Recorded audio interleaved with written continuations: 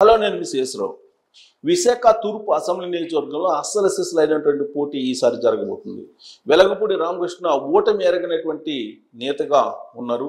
ఇప్పుడు ఆయన మీద వైఎస్ఆర్ కాంగ్రెస్ పార్టీ సత్యనారాయణ ఎంపిక చేసింది. సత్యనారాయణ ఎవరో కాదు, మీకు గుర్తుండే ఉంటుంది. ఒకప్పుడు అసలు ఆంధ్రప్రదేశ్లో ఉండేటువంటి పరిస్థితి లేదు, తెలంగాణకు వస్తున్నాను, పారిశ్రామికవేత్తలకు కానీ వ్యాపారవేత్తలకు సరైనటువంటి ప్రభుత్వం లేదు ఆంధ్రప్రదేశ్లో అని చెప్పి హైదరాబాద్కు బయలుదేరుతున్నాను, వెళ్ళిపోతున్నాను అని చెప్పి తట్టాబుట్టా సర్దుకుంటున్నానని చెప్పినటువంటి సత్యనారాయణ ఇప్పుడు వైఎస్ఆర్ కాంగ్రెస్ పార్టీ తరఫు నుంచి అక్కడ విశాఖ తూర్పులో పోటీ చేస్తున్నారు. వీళ్ళిద్దరి మధ్య పోటీ ఏ విధంగా ఉండబోతుంది అనేది మనం విశ్లేషణ చేసుకున్నాం. అందుకంటే ముందు వాళ్ళ ప్రొఫైల్స్ ఏంటనేది చూద్దాం. విశాఖపట్నం తూర్పు 2008లో విశాఖపట్నం తూర్పు నియోజకవర్గం ఇది డీలిమిటేషన్లో ఏర్పాటైంది. సో మొత్తం ఓట్లు వచ్చేసి 2,71,215 ఉన్నాయి విశాఖ తూర్పులో. ఇక్కడ ప్రధానమైనటువంటి సామాజిక వర్గాలు కమ్మ, కాపు, బీసీ ఓటర్లు అధికంగా ఉన్నారు. వరుసగా 3 సార్లు తెలుగుదేశం పార్టీ అక్కడ గెలిచింది. వెలగపూడి రామకృష్ణ గెలుస్తూ వస్తున్నారు, హ్యాట్రిక్ సాధించారు. ఇప్పుడు 4వసారి ఆయన మళ్ళీ తెలుగుదేశం పార్టీ నుంచి పోటీలోకి దిగారు. హ్యాట్రిక్ విజయం సాధించినటువంటి వెలగపూడి రామకృష్ణ ఈయనకి మంచి పేరుంది, అక్కడ తిరుగులేనటువంటి నాయకునిగా కూడా ఉన్నారనేటువంటి పేరుంది. ఇప్పుడు అదే సామాజిక వర్గానికి చెందినటువంటి ఎంవివి సత్యనారాయణకు వైఎస్ఆర్ కాంగ్రెస్ పార్టీ టికెట్ ఇవ్వడం జరిగింది. ఆయన ఎంపీగా గత ఎన్నికల్లో గెలిచారు, ఈసారి ఎమ్మెల్యేగా కంటెస్ట్ చేస్తున్నాడు. తెలుగుదేశం పార్టీ నుంచి రాజకీయ ప్రస్థానాన్ని వెలగపూడి రామకృష్ణ ప్రారంభించారు. రామకృష్ణ బాబు తిరుగులేని విధంగా అంచెలంచెలుగా ఎదుగుతూ వస్తున్నారు విశాఖ తూర్పు నుంచి. 2009 తొలి ఎలక్షన్స్లో ప్రత్యక్షంగా ఆయన పార్టిసిపేట్ చేశారు. పీఆర్పీ తరఫు నుంచి పీఆర్పీ అభ్యర్థి పైన విజయం సాధించారు 2009లో తెలుగుదేశం పార్టీ నుంచి. 2014లో వైఎస్ఆర్ కాంగ్రెస్ పార్టీ అభ్యర్థి వంశీకృష్ణ మీద ఆయన విజయం సాధించారు. 2019లో అంటే గత ఎన్నికల్లో 3వసారి వెలగపూడి రామకృష్ణ తిరుగులేని విధంగా గెలిచి ఆయన తన స్థానాన్ని, తన ప్రాబల్యాన్ని విశాఖ తూర్పులో చాటుకున్నారు. జనసేన విడిగా పోటీ చేసినా కానీ భారీ మెజార్టీ సాధించినటువంటి ఎమ్మెల్యే తెలుగుదేశం పార్టీలో వెలగపూడి రామకృష్ణ. 23 మందిలో ఆయన హైయెస్ట్ మెజార్టీ సాధించగలిగారు. టీడీపీ జనసేన పొత్తుతో ఈసారి 4వసారి ఈజీగా గెలవచ్చు అనేది రామకృష్ణ అంచనా. ఎందుకంటే గత ఎన్నికల్లో జనసేన పోటీ చేసినప్పటికి కూడా భారీ మెజార్టీ తోటి వెలగపూడి రామకృష్ణ గెలిచారు. ఈసారి జనసేన పొత్తులో ఉంది కాబట్టి గత ఎన్నికల కంటే ఈసారి నల్లేరు మీద నలకలాగా గెలుపుతో పాటు భారీ మెజార్టీ వస్తుందనేటువంటి ధీమా, అలాంటి అంచనా వేస్తూ ఉన్నారు. ఇక వైఎస్ఆర్ కాంగ్రెస్ పార్టీకి సంబంధించినటువంటి సత్యనారాయణ ప్రొఫైల్ చూస్తే ఆయన బేసికల్గా కాంట్రాక్టరు, బిల్డరు, సినీ నిర్మాత. ఆయన సినీ నిర్మాతగా కూడా విజయం సాధించారు. దస్పల్లా భూముల కబ్జా చేశారని ఆయన మీద ఆరోపణలు ఉన్నాయి. ఆయన అనేక ఆరోపణలు, భూ కబ్జా ఆరోపణలు ఎదుర్కొంటున్నారు. ప్రత్యేకించి దస్పల్లా భూములు ఆక్రమణ చేశారని చెప్పి కథనాలు ఆయన మీద అనేకం వచ్చినటువంటి విషయం మనందరికీ తెలిసింది. ఆయన భార్య కుమారుని కిడ్నాప్ చేసి ల్యాండ్ మాఫియా వాళ్ళకు సంబంధించినటువంటి వాళ్ళు భార్య కుమారుని కిడ్నాప్ చేసినటువంటి ఉదంతం అప్పుడు ఆంధ్రప్రదేశ్లో కలకలం లేపింది.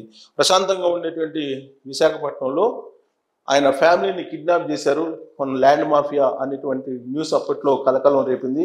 సొంత కుటుంబానికి రక్షణ ఇవ్వలేనటువంటి పరిస్థితుల్లో ఉన్నానంటూ ఆయన ఆవేదన చెందారు. అప్పటికి ఎంపీ, ఆయన విశాఖ ఎంపీగా సొంత కుటుంబానికి రక్షణ ఇవ్వలేనటువంటి చెడ్డ పేరు తెచ్చుకున్నానని చెప్పి ఆయన అప్పట్లో భావించారు. ఆమెకు మీడియాకు కూడా చెప్పారు. ఎంపీగా గెలిచే ఛాన్స్ లేదని ఇప్పుడు శాసనసభకు దిగారు. విశాఖ ఎంపీగా గత ఎన్నికల్లో ఆయన గెలిచారు. ఇప్పుడు విశాఖ తూర్పు నుంచి ఎమ్మెల్యేగా పోటీకి దిగుతున్నారు. విశాఖ తూర్పుపై ఆశలు పెట్టుకున్న వంశీకృష్ణ, అంటే గత ఎన్నికల్లో పోటీ చేసినటువంటి వైఎస్ఆర్ కాంగ్రెస్ పార్టీ నుంచి పోటీ చేసిన వంశీకృష్ణ ఈసారి మళ్ళీ పోటీ చేసిన ఆశలు పెట్టుకున్నారు. కానీ సత్యనారాయణ రావడంతో ఆయన ఆశలు గల్లంత అయిపోయాయి. సో ఎంవివి సత్యనారాయణకు సీట్ ఇవ్వడంతో జనసేనలో వంశీకృష్ణ యాదవ్ చేరిపోయారు.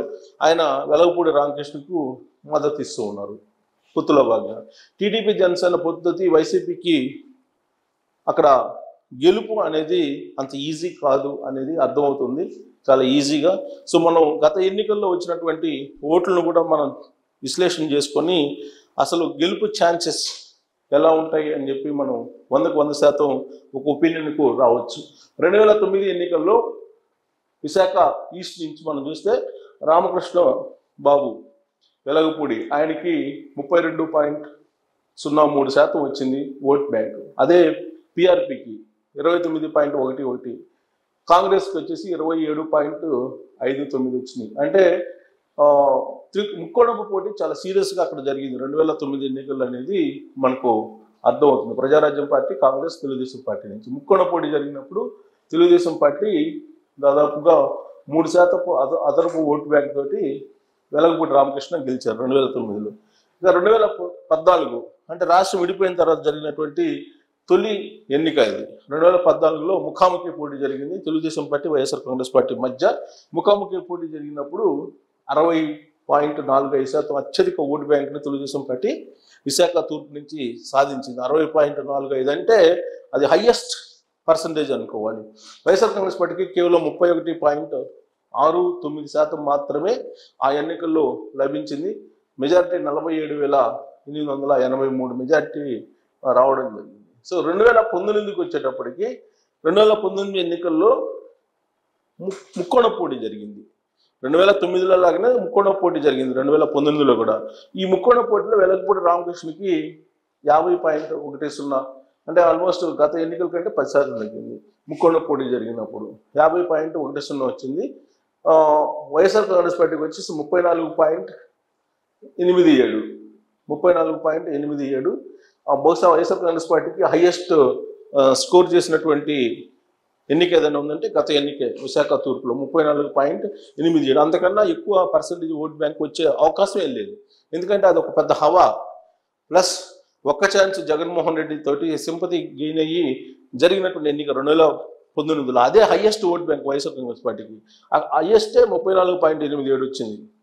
ఆ ఎన్నికల్లో జనసేనకి 10.28 వచ్చింది. సో మెజారిటీ 26,000 తోటి వెలగపూడి రామకృష్ణ బాబు గెలవడం జరిగింది. సో ఈసారి జనసేన తెలుగుదేశం పార్టీ పొత్తు కాబట్టి ఈ 10% కూడా కలిసే అవకాశం ఉంది. అప్పుడు 60.45 మళ్ళీ 60% పైగా తెలుగుదేశం పార్టీ క్యాండిడేట్కి వచ్చేటువంటి అవకాశం ఉందని చెప్పి మనం అంచనా వేసుకోవచ్చు.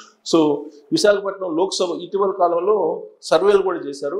సర్వేలు చేస్తే పైనీర్ సంస్థ లేటెస్ట్ సర్వే తీసుకుంటే ఫిబ్రవరి 1వ తారీఖు నుంచి ఫిబ్రవరి 14 దాకా జరిగినటువంటి సర్వేని కనుక మనం తీసుకొని పరిశీలిస్తే విశాఖపట్నం లోక్సభ నుంచి విశాఖపట్నం పరిధిలో ఉండేటువంటి లోక్సభ పరిధిలో ఉండే అసెంబ్లీ సెగ్మెంట్స్ శృంగవరపోడు కానీ, భీమిలి కానీ, విశాఖపట్నం తూర్పు కానీ, విశాఖపట్నం దక్షిణం కానీ, ఉత్తరం కానీ, పశ్చిమం కానీ, గాజువాక ఇవన్నీ కూడా క్లీన్ స్వీప్ చేసేటువంటి అవకాశం ఉంది.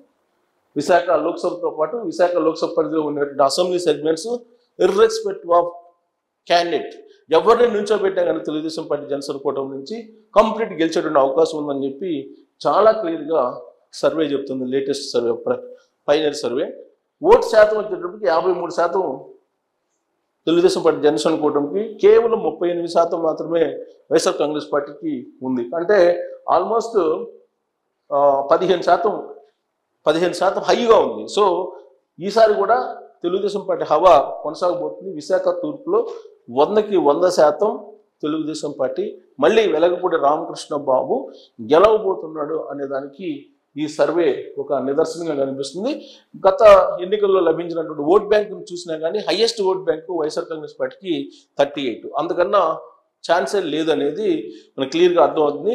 ఒకవేళ సేమ్ సామాజిక వర్గం కాబట్టి వీళ్ళిద్దరు సత్యనారాయణ అలాగే వెలగపూడి రామకృష్ణ బాబు సేమ్ సామాజిక వర్గం కాబట్టి 38 కన్నా ఒక 1-2% పెరిగినా కానీ 40% కన్నా కూడా పెరిగేటువంటి అవకాశమే కనిపించట్లేదు. పైగా జనసేన తెలుగుదేశం పార్టీ ఈసారి కూటమిగా ఉన్నాయి కాబట్టి 60% ఓట్లు ఖచ్చితంగా సాధించగలరు వెలగపూడి రామకృష్ణ బాబు అనేది మనం గత ఎన్నికల ఫలితాలు అలాగే ఇప్పుడు తాజాగా వచ్చినటువంటి సర్వే వీటన్నిటి చూస్తే 100కి 100% తెలుగుదేశం పార్టీ విశాఖ తూర్పు నుంచి గెలిచేటువంటి అవకాశం ఉంది. దీంట్లో ఎలాంటి ఢోకా అవసరం లేదు, అనుమానాలు కూడా అవసరం లేదు అని చెప్పి మనం విశ్లేషణ